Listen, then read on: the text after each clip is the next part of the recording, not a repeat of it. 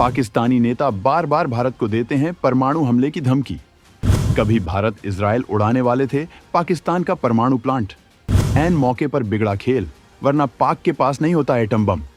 दोस्तों, आज पाकिस्तान भूखा मर रहा है, लेकिन पाकिस्तानी नेता बात बात खुद को एटॉमिक पावर बताते नहीं थकते हैं। पाकिस्तान के ऐसे नेता जिनकी खुद पाकिस्तान में कोई वैल्यू नहीं है, वो भी भारत को परमाणु हमले की धमकी देते रहते हैं। जबकि हाल में ही जब ईरान ने इजराइल पर भयंकर मिसाइलों से हमला बोला है, उसके बाद तमाम एक्सपर्ट का मानना है कि इजराइल ईरान के न्यूक्लियर प्लांट पर हमला करेगा। इजराइल को लेकर इस तरह के कयास इस वजह से लगाए जा रहे हैं क्योंकि इजराइल इस तरह का एक्शन पहले इराक के खिलाफ ले चुका है। लेकिन आप जानकर हैरान हो जाएंगे कि जब पाकिस्तान ने न्यूक्लियर बम बनाना शुरू किया था, तब भारत और इजराइल मिलकर पाकिस्तान का ये प्रोजेक्ट खाक में मिलाने वाले थे। पाकिस्तान के प्लांट पर भयंकर बमबारी का प्लान तैयार था कि तभी कुछ ऐसा हुआ कि ये प्लान सक्सेस नहीं हो पाया, नहीं तो आज पाकिस्तान के पास कोई परमाणु बम नहीं होता। तो आखिर कैसे फेल हुआ भारत इजराइल का प्लान? किस तरह का हमला करने की बनी थी स्कीम? पाकिस्तान कैसे बच गया इस बमबारी से? जानने के लिए सांसें थामकर वीडियो को पूरा देखिए। भारत की रॉ और इजराइल के मोसाद की साझा प्लानिंग का सनसनीखेज खुलासा आपको हिला डालेगा। बांग्लादेश में मिली करारी हार से थर्रा उठा था पाकिस्तान। जुल्फिकार अली भुट्टो ने परमाणु बम बनाने का किया फैसला। मोसाद ने रॉ के साथ इराक स्टाइल में हमले का बनाया प्लान। शेख मुजीबुर रहमान के नेतृत्व में बांग्लादेश आंदोलन को जब भारत ने समर्थन दिया और तत्कालीन प्रधानमंत्री इंदिरा गांधी ने मुक्ति वाहिनी सेना भेज दी, तो बेहद कम वक्त में पाकिस्तानी सेना के पैर उखड़ गए। यहाँ तक कि भारत की प्लानिंग इस हमले को लेकर इतनी तगड़ी थी कि अमेरिका भी भारत के खिलाफ कुछ नहीं कर पाया था। अमेरिका उस वक्त पाकिस्तान के पक्ष में हुआ करता था। पाकिस्तान ने जब भारत के एक्शन के खिलाफ उससे मदद मांगी थी, तो अमेरिका ने पाकिस्तान के लिए जंगी बेड़ा भेजा था। लेकिन भारत की खुफिया एजेंसी एक एक हरकत पर नजर रख रही थी और तुरंत पीएमओ एक्शन मोड में आ गया। प्रधानमंत्री इंदिरा गांधी ने सोवियत यूनियन से मदद मांगी और रूस ने जवाब में भयंकर बेड़ा उतार दिया था, जिसके पश्चात अमेरिका सिर पर पांव रखकर भाग गया था। भारत की इतनी दमदार तैयारी और ताकत देखकर पाकिस्तान दहल गया था। उसे यकीन हो गया था कि अब उसे भारत के अलावा कोई नहीं बचा सकता है और उसने सरेंडर कर दिया था, जिसके बाद बांग्लादेश का वजूद बना था। लेकिन इस करारी हार के बाद पाकिस्तान को इस बात का खौफ सताने लगा था कि अगर उसने अपनी ताकत नहीं बढ़ाई तो भारत उसका वजूद खत्म कर देगा। इसी के बाद पाकिस्तानी प्रधानमंत्री जुल्फिकार अली भुट्टो ने ऐलान किया था कि पाकिस्तान चाहे तो घास पत्ते खाकर जी, लेकिन वो परमाणु बम जरूर बनाएगा। भुट्टो के इस ऐलान के बाद भारत और इजराइल दोनों अलर्ट हो गए थे।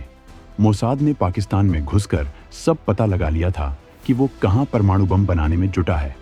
पाकिस्तान उस वक्त इस्लामाबाद के पास कहूटा में परमाणु हथियार बनाने की कोशिश कर रहा था। ये भारत के लिए बहुत बड़ा खतरा था, क्योंकि पाकिस्तान खास भारत के लिए ही परमाणु बम बना रहा था।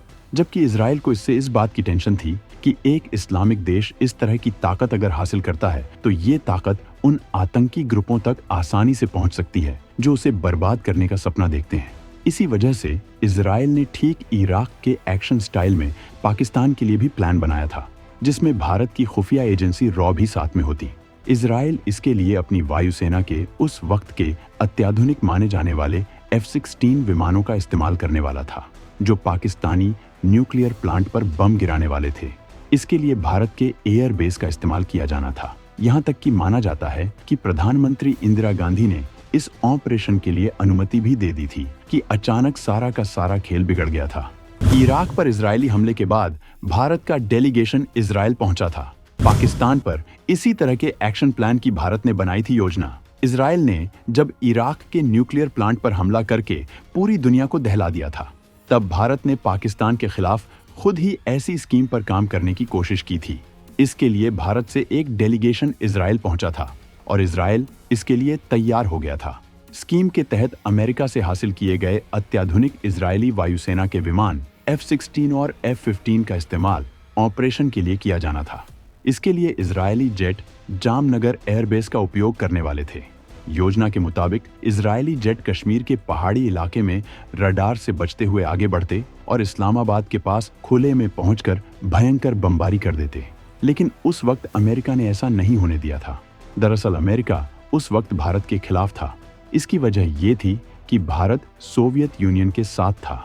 सोवियत यूनियन भारत का बहुत बड़ा रक्षा पार्टनर था। इसी वजह से अमेरिका पाकिस्तान के साथ मिलकर भारत के खिलाफ साजिश करता रहता था। अमेरिका ये जानते हुए भी कि पाकिस्तान उसके दिए पैसों का इस्तेमाल भारत के खिलाफ आतंकवाद फैलाने के लिए करता है, वो लगातार पाकिस्तान को आर्थिक और हथियारों की मदद देता था। इस बार भी अमेरिका की खुफिया एजेंसी CIA ने पाकिस्तान को इजराइल और भारत के प्लान के बारे में इन्फॉर्म कर दिया था, जिसके बाद पाकिस्तान अलर्ट हो गया था और भारत को इस प्लान को टालना पड़ा था। जबकि कुछ वक्त के बाद प्रधानमंत्री इंदिरा गांधी की हत्या हो गई थी और उसके बाद भारत की राजनीतिक उठापटक इतनी ज्यादा हो गई कि पाकिस्तान के खिलाफ कोई एक्शन नहीं लिया गया, जिससे पाकिस्तान अपने मकसद में कामयाब हो गया। अगर ये प्लान सफल हो गया होता तो आज भारत को पाकिस्तान की तरफ से कोई बड़ी चुनौती नहीं मिल सकती थी। लेकिन तब की गलती की वजह से भारत को पाकिस्तान जैसे भिखारी देश से भी सतर्क रहना पड़ता है, जबकि वो लगातार भारत के कश्मीर में हिंसा फैलाता रहता है। भारत के अभिन्न अंग कश्मीर के एक बड़े हिस्से में वो आज तक कब्जा किए बैठा है।